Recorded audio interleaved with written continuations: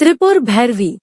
भैरव शब्द भर्व से बना है। भ का मतलब भरण, र का मतलब रमण और व का मतलब वमन, अर्थात भरण, रमण, वमन। भैरव जी भरण करते हैं, रमण करते हैं और वमन भी करते हैं, अर्थात प्रदान भी करते हैं।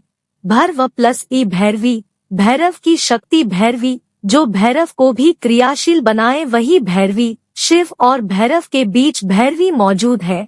शिव को भैरव में परिवर्तित भैरवी ही करती है। आद्य और आद्या को जोड़ने वाली शक्ति का नाम है भैरवी। माँ भगवती त्रिपुर सुंदरी की रथ वाहिनी त्रिपुर भैरवी कहलाती है।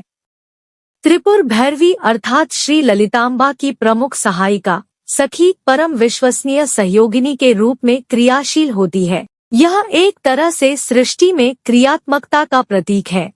उन्मुक्तता, निर्द्वंदता, नृत्यता, आनंदता, घोरता, रुदनता, विलापता इत्यादि इनके प्रमुख चारित्रिक लक्षण हैं। सृष्टि को बुदबुदाहट इन्हीं के माध्यम से सदैव प्राप्त होती रहती है। यह अग्नि का प्रतीक है। जल को अग्नि के ऊपर रख दो, वह बुदबुदाने लगेगा क्योंकि उसमें क्रियाशीलता बढ़ गई। अगर यह न हो तो सृष्टि मृत्यु को प्राप्त हो जाएगी। मृत्यु को प्राप्त हो रही सृष्टि को नित्य युवा, यौवनवान बनाए रखने की निरंतरता त्रिपुर भैरवी ही संपन्न करती है। सारथी जिस तरफ रथ मोड़ दे, सारथी जहाँ चाहे वहाँ रथ ले चले। सारथी चाहे तो रथ में बैठी महारागी को ऊबड़ खाबड़ रास्ते पर ले चले या फिर आरामदेह मार्ग पर। सारथी की योग्यता, पारंगतता, चैतन्यता पर ही रथ में सवार महारागी का जीवन टिका हुआ होता है। कृष्ण अर्जुन के सारथी बन गए एवं अर्जुन समस्त प्रकार के मृत्यु भय से, मृत्यु संकट से महाभारत के युद्ध में उबर गए। ठीक इसी प्रकार श्री ललितांबा एवं सदाशिव की सारथी त्रिपुर भैरवी उन्हें सुगमता के साथ तीनों लोकों में भ्रमण कराती रहती है, उनके मार्ग को निष्कंटक बनाती रहती है।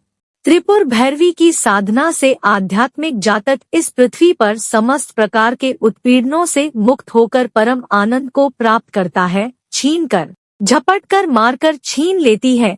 भैरविया अगर ये चाहे तो समस्त प्रतिकूलताओं के चलते वह सब उपलब्ध करा देती है, जिसकी जातक ने कल्पना भी नहीं की है। इन्हें अपरा डाकिनी भी कहा जाता है। यह किसी भी प्रकार के नियम में नहीं बंधी होती, अपितु सबके सब इनकी मर्जी के अनुसार चलते हैं।